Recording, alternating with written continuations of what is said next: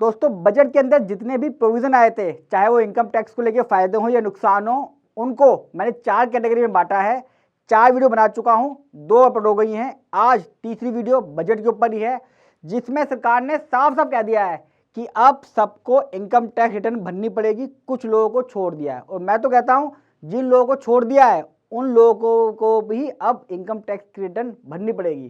क्या रीज़न है कि उन लोगों को, यानी कि सभी लोगों को, और मैं तो हमेशा कहता हूं कि हमेशा अपनी इनकम टैक्स रिटर्न जरूर भरिए। लोग कैश जमा कराते रहते हैं, सेल परचेज करते रहते हैं, पैसा लेते रहते हैं, यूपीआई इधर उधर करते रहते हैं, आईटीआर के टाइम पे गायब हो जाते हैं, कहते हैं हमारी इनकम ही नहीं है, कोई टैक्स ही नहीं कटा, हमें कोई जरूरत ही नहीं है। लेकिन बताऊंगा आज कि सरकार ने सबके लिए मैंडेटरी क्यों कर दिया, सबके लिए जरूरी क्यों कर दिया है आईटीआर को भरना। और मैं भी कहता हूँ सरकार ने जिनके लिए जरूरी नहीं करा है वो भी आईटीआर भरना शुरू कर दे। अब बताऊँ किसके लिए जरूरी है, इस बार बजट में जो आया उससे पहले बता दूँ कि पहले किन लोगों को मैंडेटरी था आईटीआर भरना, ताकि आप ये भी चेक कर लें कि भैया मैंडेटरी तो अब भी हो गया है लेकिन पहले भी क्या मैंडेटरी था। पहला पॉइंट कि इनकम टैक्स किसके लिए मैंडेटरी है, यानी कि 100% भरनी है।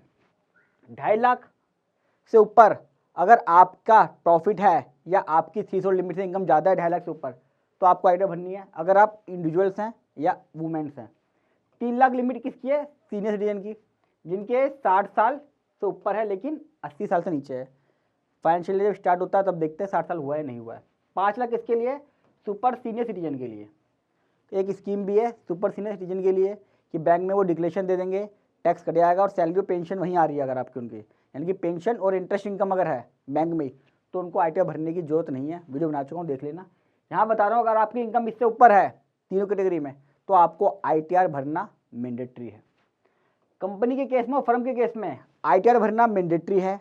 आपका प्रॉफिट हुआ है या नहीं हुआ है, आपका लॉस है कि नहीं है, आपने काम करा है या नहीं करा है, आपका बैंक अकाउंट खुला है या नहीं खुला है, आपने इसमें कुछ करा है नहीं करा, आपके पैसे हैं या नहीं, कुछ भी बोलते रहिए, आपको इन दोनों की आईटीआर भरना मैंडेटरी है। ड्यू डेट के हिसाब से आगे भरोगे पेनल्टी आएगी।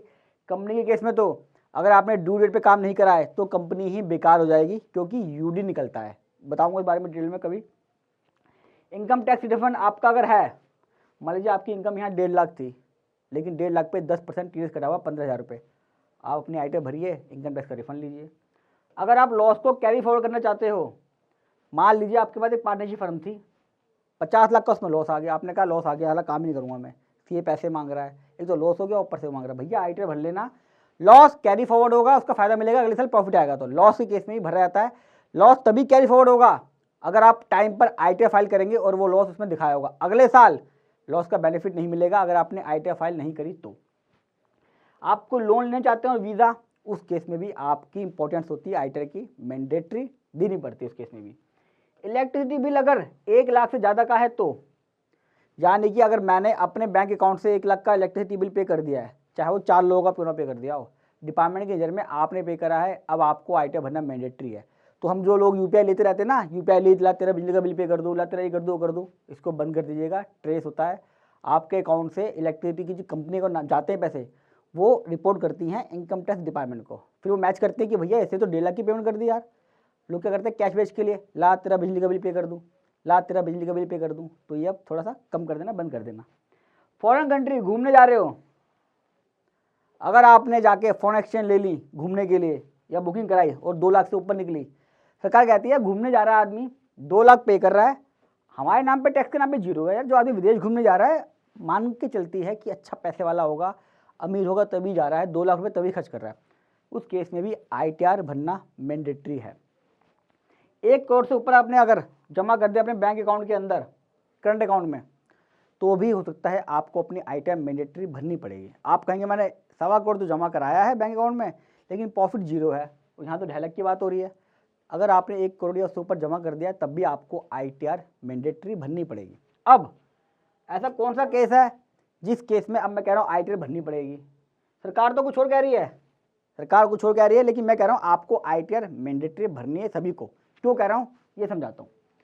अब सरकार ने सबको क्या कह दिया है कि भैया अगर आप अपनी पिछले साल की आईटीआर नहीं भरोगे, पिछले साल आपने आईटीआर टाइम पे नहीं भरी है, तो जो आपका टैक्स काटती है पार्टी 5% से काटेगी। यानी कि मैं सचिन हूँ, मान लेता हूँ मैंने अपनी ITR फाइल करी है, टाइम पे फाइल करता हूँ, हर साल फाइल करता हूँ मैं।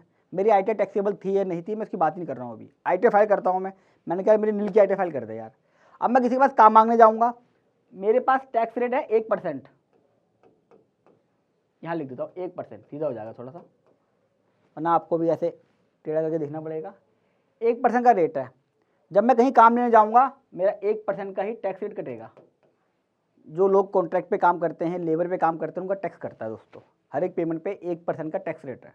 लेकिन अगर उन्होंने ITR फाइल नहीं करी तो सरकार कह रही है कि आपका फिर 5% टैक्स काटेंगे हम, अगर आपने ITR फाइल नहीं करी। तो इसका मतलब ये है कि अगर आप ITR फाइल करे बिना ही काम करे जा रहे हो तो आपका 1% की बजाय 5% का टैक्स कटेगा। यानी कि भैया मार्जिन मेरा 5% है या 6% है, तो मेरा पूरा का पूरा मार्जिन तो TDS में ही चला गया, सिर्फ ITR ना भरने की वजह से। इसलिए मैं कह रहा हूँ ITR भरना जरूरी है। अब कब से आया प्रोविज़न बताया तो थोड़ा सा मैं आपको। फाइनेंशियल ईयर 21-22 की लास्ट डेट 31 जुलाई है 2022। अभी 31 मार्च खत्म होगा, 31 जुलाई 2022 शुरू हो जाएगी। अगर आपने इस डेट तक 31 जुलाई तक, हालांकि भर तो आप मार्च तक कर सकते हो, मार्च के बाद भी ऑप्शन आ गया है, लेकिन सरकार ने बोला टाइम पे फाइल करनी पड़ेगी। अगर आप चाहते हो कि 1% का TDS रेट कटे, 5 का ना कटे, तो आपको अपनी इनकम टैक्स रिटर्न टाइम पे फाइल करनी पड़ेगी। अगर आपका TDS 50,000 या उससे ज़्यादा कटा हुआ है तो, और आपने अगर ITR फाइल नहीं करी है तो TDS रेट 5% बता चुका हूँ। सरकार ये कहती है कि भैया जो लोग अपनी ITR फाइल नहीं करते हैं वो टैक्स चोरी करते रहते हैं, टैक्स चोरी करते रहते हैं। 1% वाला आदमी क्या कहता है, जिसका मान लो 10 लाख काम हुआ, 10 लाख काम हुआ उसका और टैक्स TDS कटा 10,000 रुपये। इस केस में एग्जाम्पल मान लेता हूँ मैं, हालांकि लिमिट जो है 50,000 की, फिर भी एग्जाम्पल आपको दे रहा हूँ कि क्यों आया प्रोविजन। 10,000 TDS करता है, वो कहता है यार छोड़ देना यार, 10 लाख मैं दिखाऊंगा अपने इनकम टैक्स रिटर्न में, ITR दिखाऊंगा, वो वेरीफाई करेगा इनकम टैक्स वाला, 50 चीज़ पूछ लेगा, मैं तो भर नहीं रहा, 10,000 का नुकसान हो रहा है, होने दे। अब यहाँ क्या होगा, अब यहाँ पे ये अमाउंट 10,000 ना होके 50,000 हो गया। क्या हो सकता है इससे भी ज़्यादा का हो, तो आदमी क्या बोलेगा, यार ITR फाइल कर दे यार, मेरा इतना टैक्स कट रहा है, मेरा तो मार्जिन नहीं इतना। कुछ केस में होता है मार्जिन भी ना हो, 5% तो बहुत ज़्यादा है, किसी का मार्जिन 3% हुआ, तो इसलिए प्रोविजन लाइए। तो क्या करना है दोस्तों, आपने ITR को फाइल करना है। अब इस केस में क्या है, और ड्यू डेट पे, मैं फिर कह रहा हूँ ड्यू डेट पे भरना, अगर लेट भरोगे पेनल्टी भी लगेगी, इसका बेनिफिट भी गया।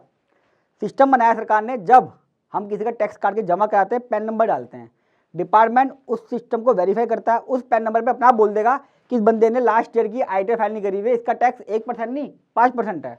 फिर पार्टी आपसे बात करेगी, बोलेगी भैया आपने ITR फाइल नहीं करी, आप बोलोगे हाँ नहीं फाइल करी, वो कहेगा जी 1 नहीं 5 कटेगा।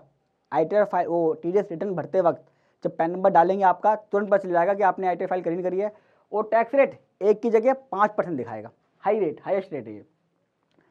अब मैं आपको एडवाइस करूंगा आप अपनी नील की रिटर्न जरूर फाइल करें, लेकिन बैंक स्टेटमेंट जरूर दिखाइए। मैं भी ITR फाइल करता हूँ, मेरे पास भी यूट्यूब से कॉल्स आते हैं, कहते हैं सर 4 लाख का प्रॉफिट दिखा दीजिए, 12 लाख की सेल दिखा दीजिए, छोड़िए ना सर, कर दीजिए ना, नील की ITR फाइल कर दीजिए, अपनी मर्जी से कर दीजिए।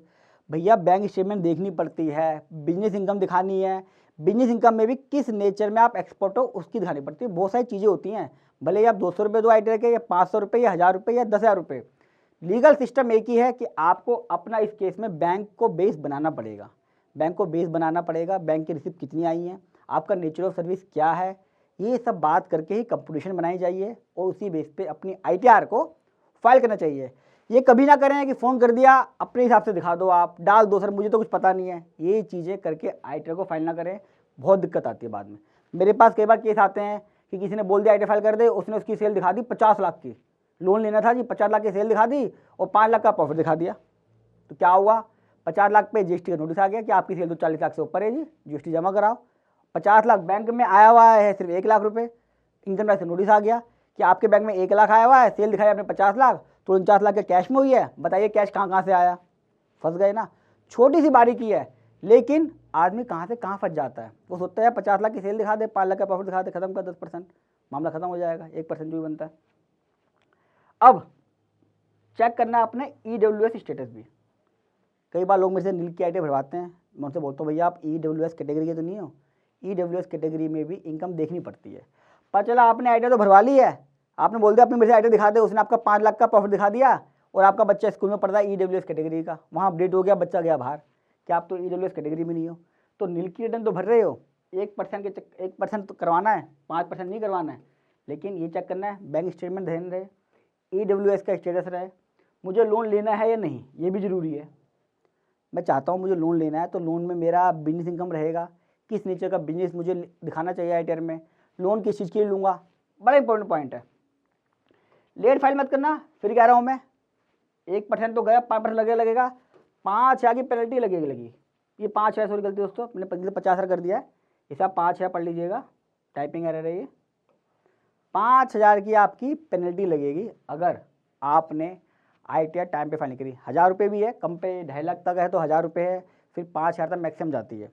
पर्पज़ यही है मेरे कहने का कि आईटीआर जरूर भरिए, प्रोफेशनल आदमी से भरवाइए आईटीआर। मेरा नंबर नीचे दिया, आप मेरे से भी कॉन्टैक्ट कर सकते हैं आईटीआर भरने के लिए। तो दोस्तों बजट को लेकर जो मेरी तीसरी वीडियो है, आशा करता हूँ आपको अच्छी लगी होगी, और आईटीआर जरूर भरवाएंगे ताकि आपका जो 1% टैक्स रेट है वो 5% ना हो जाए, आपके पास ज़्यादा पैसा है, यही मैं चाहूँगा। चैनल को सब्सक्राइब जरूर कर लीजिएगा, और वीडियो अच्छी लगी तो लाइक कर दीजिएगा। कोई क्वेरी है कमेंट बॉक्स में पूछ लीजिएगा। आप आईटीआर भरवाने के लिए मुझसे भी कॉन्टैक्ट कर सकते हैं, मैं खुद एक चार्टर्ड अकाउंटेंट हूँ, मेरा अपना ऑफिस है। मोबाइल नंबर और ईमेल आईडी नीचे आ रखी है। और दोस्तों जितना हो सके रिक्वेस्ट करूँगा अपने व्हाट्सएप फेसबुक ग्रुप पे इसको शेयर जरूर कीजिएगा, ताकि लोग जाने में टैक्स कट जाता है, टीडीएस कट जाता है। कई लोगों को तो पता भी नहीं कि ज़्यादा कट रहा है। मेरे पास नोटिस आते हैं 26 ईयर्स में टीडीएस कटे हुए होते हैं, उनको पता ही नहीं है। कहता हमका तो पता ही नहीं था भैया काट रहा था, हमारे पास तो पैसा आता था, हम यूज़ कर लेते थे, हमें किसी ने बताया ही नहीं। और ये बात सही भी दोस्तों, टैक्स हम लोग तो जानते हैं, आम आदमी की पहुँच तक अभी भी इस चीज़ की नॉलेज नहीं है।